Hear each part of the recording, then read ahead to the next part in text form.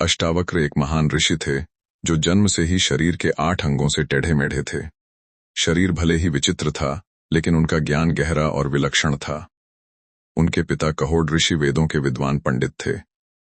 वे अपने ससुर उछालक ऋषि के आश्रम में पत्नी सुजाता के साथ रहते थे और रोज रात भर वेदों का पाठ करते थे। जब सुजाता गर्भवती हुई तो उनका बच्चा गर्भ में ही वेदों को सुनने लगा। एक रात उसने गर्भ से ही कह दिया, पिताजी, आप वेद तो पढ़ते हैं लेकिन सही उच्चारण नहीं करते। आपकी कृपा से मैंने गर्भ में ही वेदों का पूरा ज्ञान पा लिया है, लेकिन केवल शब्द दोहराने से ज्ञान नहीं मिलता। ज्ञान और सत्य तो आत्मा में होते हैं, ना कि शब्दों में। यह सुनकर पिता कहोड़ और उनके साथ बैठे ऋषि चौंक गए। कहोड़ को बहुत गुस्सा आया और उन्होंने गर्भस्थ बालक को श्राप दे दिया, जैसे तू वक्रवाणी करता है वैसे ही तू 8 जगह से वक्र होकर जन्मेगा। समय आने पर बच्चा पैदा हुआ और सच में उसका शरीर 8 जगह से टेढ़ा था। इसीलिए उसका नाम रखा गया अष्टावक्र। अष्टावक्र के जन्म से पहले ही उनके पिता अर्षि कहोड़ धन की जरूरत के कारण राजा जनक की सभा में स्त्रार्थ करने चले गए। वहां एक बड़ा आयोजन हुआ था। राजमहल के सामने हजारों गाय जिनके सींगों पर सोना चढ़ा था और गले में हीरे जवाहरात लटक रहे थे। घोषणा थी कि जो विद्वान वाद विवाद में विजय होगा वही इन गायों को ले जाएगा और हारने वाले को मृत्यु भी दी जा सकती थी। कहोड़ ऋषि का मुकाबला राज्य के महापंडित वंदिन से हुआ, लेकिन दुर्भाग्य से कहोड़ शास्त्रार्थ में हार गए और नियम के अनुसार वंदिन ने उन्हें जल में डुबवाकर मरवा दिया। कई दिन बीत गए लेकिन कहोड़ वापस नहीं लौटे। यह देखकर उदालक ऋषि अष्टावक्र के नाना ने खोज करवाई और पता चला कि कहोड़ की मृत्यु वंदिन के हाथों हो चुकी है। यह दुखद सत्य अष्टावक्र से छुपा लिया गया। वह अपने नाना को ही अपना पिता समझता रहा। 12 साल बीत गए। अष्टावक्र ने न केवल गर्भ में ज्ञान पाया था, बल्कि आश्रम में भी लगातार पढ़ाई करके वह एक महान विद्वान बन चुका था। 12 वर्षों के गहन अध्ययन के बाद अष्टावक्र अत्यंत बुद्धिमान हो चुका था। उसकी बुद्धि को लोग ब्रह्मा के समान मानते थे। एक दिन अचानक उसे सच का पता चला कि जिसे वह अपना पिता समझता था वह तो उसके नाना हैं और उसके सच्चे पिता कहोड़ ऋषि वंदिन के हाथों शास्त्रार्थ में हारकर जल में डुबो दिए गए थे। यह जानकर अष्टावक्र का दिल टूट गया।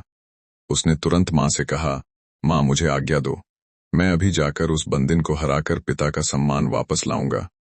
मां ने बहुत समझाया, तू अभी बच्चा है बेटा, वहां तुझे हार या अपमान का सामना करना पड़ सकता है। लेकिन अष्टावक्र डिगा नहीं। उसने कहा, शरीर चाहे जैसा हो पर ज्ञान की शक्ति में कोई बाधा नहीं है। अंततः वह अपने मामा श्वेतकेतु को साथ लेकर राजा जनक की नगरी की ओर चल पड़ा, जहां उस समय महायज्ञ का आयोजन चल रहा था। देश भर से बड़े बड़े विद्वान वहां पहुंचे थे।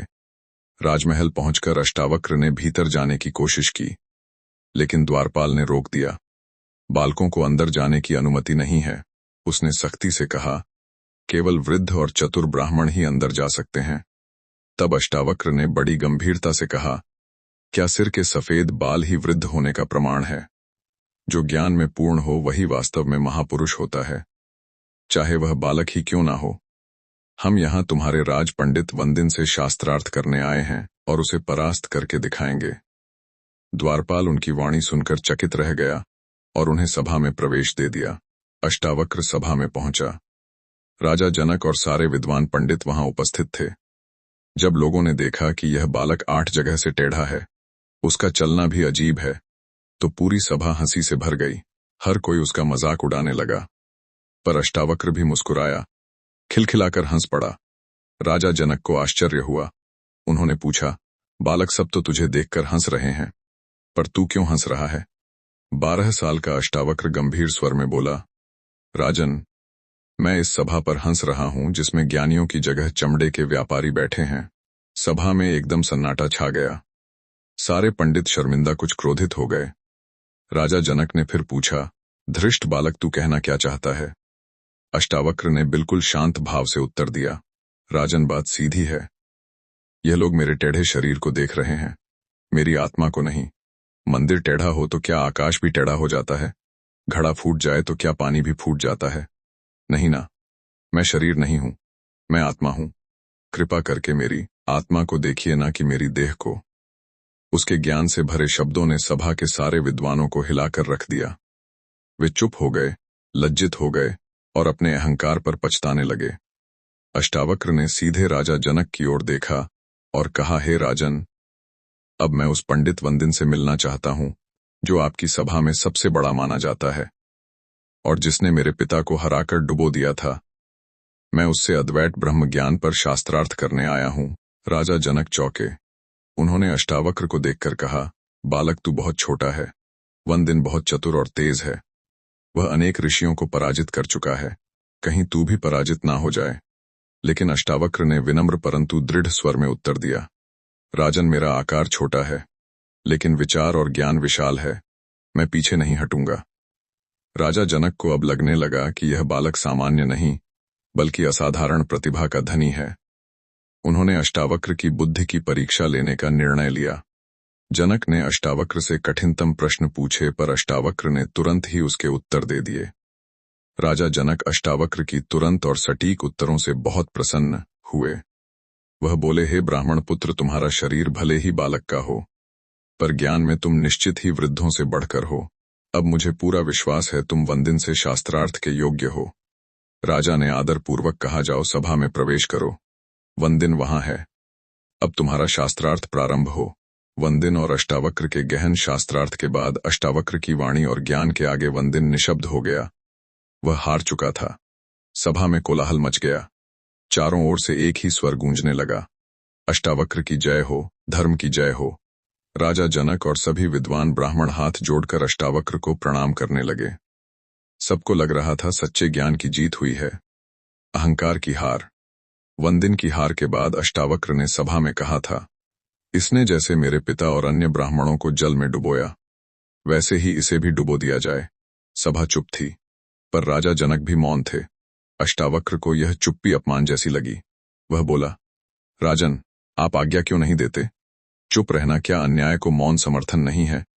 राजा जनक ने विनम्र स्वर में उत्तर दिया, हे ब्राह्मण पुत्र, आप तो साक्षात ब्रह्मा के समान हैं। आपके तेज, आपकी मेधा अग्नि और सूर्य से भी प्रखर है। आपने जो आज्ञा दी है मैं उसका समर्थन करता हूं। अब सबकी नजर वंदिन पर थी। वंद शांत स्वर में बोला, मैं यह दंड स्वीकार करता हूं क्योंकि इससे मुझे मेरे पिता देवता वरुण के दर्शन होंगे। ये मेरे लिए वरदान होगा। फिर वह अष्टावक्र की ओर मुड़ा और बोला, हे ऋषि अष्टावक्र, आप ज्ञान के सूर्य हैं और आपके तेज से अज्ञान का अंधकार दूर हो चुका है। मैं जाते जाते आपको एक वरदान देता हूं कि अभी इसी क्षण आप अपने पिता राशि कहोड़ को फिर से जीवित अवस्था में देखेंगे और उनके साथ अन्य सभी ब्राह्मण भी जल से बाहर आ जाएंगे। और उसी क्षण सबके सामने जल से एक अद्भुत दृश्य प्रकट हुआ। ऋषि कहोड़ और अन्य ब्राह्मण जल से साक्षात बाहर निकल आए। सभी ब्राह्मणों ने राजा जनक और अष्टावक्र को प्रणाम किया। राजा जनक ने उन्हें बहुमूल्य वस्त्र, आभूषण और सम्मान देकर विदा किया। अष्टावक्र की तेजस्वी वाणी, गहराई से भरे उत्तर और पिता के पुनर्जीवन ने राजा जनक को अंदर तक झकझोर दिया। अब वह केवल एक सम्राट नहीं थे बल्कि एक जिज्ञासु शिष्य बन चुके थे। अगली सुबह जब राजा जनक महल से बाहर निकले तो उन्होंने मार्ग में अष्टावक्र को देखा। घोड़े से उतरकर राजा जनक ने साष्टांग प्रणाम किया और कहा, महामुनि, कृपया मुझे वह ज्ञान दीजिए जो मृत्यु से परे है, जो आत्मा को जानने वाला है, जो जन्म और मरण के बंधनों से मुक्ति दिलाता है। राजमहल को विशेष रूप से सजाया गया। अष्टावक्र के लिए उच्च सिंहासन लगाया गया। 12 वर्ष का वह बालक अब गुरु की आसंधी पर बैठा था। जनक ने हाथ जोड़कर कहा, हे ऋषिवर, आत्मा क्या है? ये बंधन क्या है? मुक्ति क्या है? तब अष्टावक्र ने कहा, राजन, जब तक तुम स्वयं को शरीर मानते हो तुम संसार में बंधे हो, लेकिन जब तुम जान लेते हो कि मैं केवल साक्षी हूं, ना करता ना भोगता, तभी मुक्ति का द्वार खुलता है। आत्मा शुद्ध, शांत, अचल, अजर और अमर है। वह कहीं जाती नहीं, आती नहीं, वह बस है। यह संवाद केवल एक दिन नहीं चला। राजा जनक प्रश्न करते गए और अष्टावक्र उत्तरों में ज्ञान की गंगा बहाते गए। इन गढ़ प्रश्नों और उत्तरों से एक महान ग्रंथ की रचना हुई जिसे आज हम अष्टावक्र गीता या अष्टावक्र संहिता के नाम से जानते हैं।